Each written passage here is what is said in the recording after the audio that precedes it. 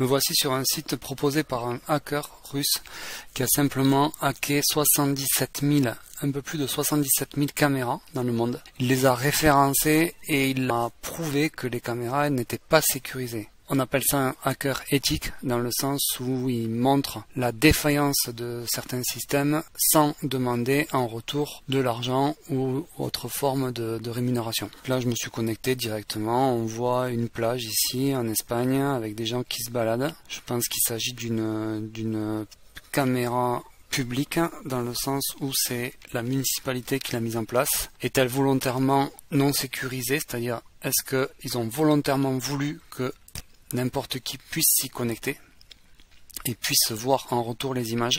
Je sais pas. Si on regarde un peu plus près, ici on a carrément la caméra d'un salon à Boston chez quelqu'un. Et en plus de ça, il propose ici par exemple des recherches par ville. CTRL F Paris par exemple. Paris, allez c'est parti, on va sur Paris. Un centre commercial. Même chose, on doit être sur une caméra de sécurité d'un magasin en particulier. Le devant de chez quelqu'un, une entreprise de sécurité, une ferme, une salle d'attente. Est-ce que la personne qui est au téléphone sait qu'elle est filmée? Et est-ce qu'elle sait que je suis en train de la regarder? Je pense pas. Une laverie. La même laverie, donc il y a carrément deux caméras. Une maison, l'intérieur d'un hôtel ou d'une maison. Si on se connecte en France, le port de Aubervilliers, c'est marrant le port d'Aubervilliers, c'est pas le Aubervilliers habituel.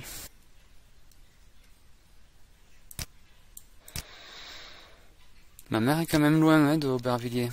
Je pense que là, il y a une géolocalisation pas très au point. Voilà, impeccable. Donc un salon de coiffure à Aubervilliers.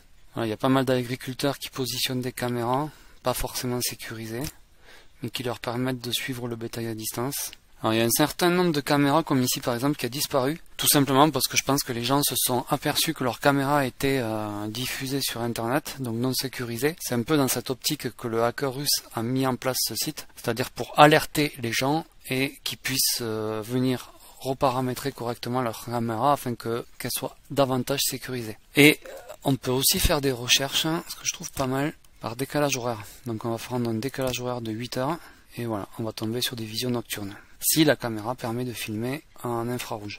Bref, tout cela fait réfléchir puisque en positionnant une caméra de sécurité dans sa maison, on pense que notre maison va être davantage sécurisée au niveau des intrusions et finalement l'intrusion elle est totale puisque la caméra n'est pas forcément sécurisée et n'importe qui va pouvoir s'y connecter dessus et avoir un retour d'image sur votre maison. Bienvenue dans le monde du numérique et des objets connectés.